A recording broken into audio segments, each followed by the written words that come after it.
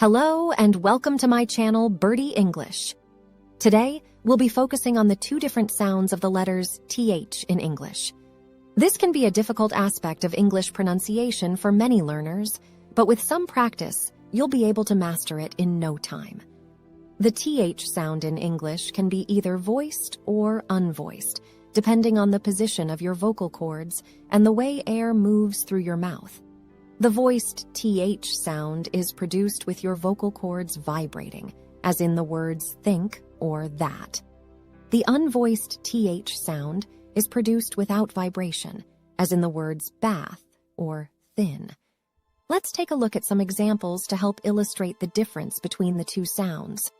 For the voiced TH sound, we have the words think and the.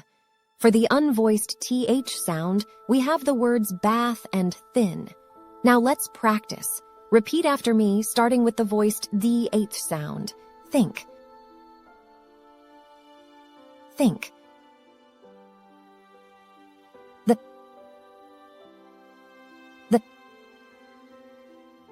And now for the unvoiced TH sound. Bath. Bath. Thin.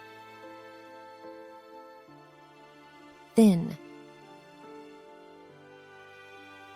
To improve your pronunciation of the TH sound, try these tips. Pay attention to the position of your tongue and lips when making the sounds. Slow down and exaggerate the sounds when you practice. Listen to native English speakers and try to imitate their pronunciation.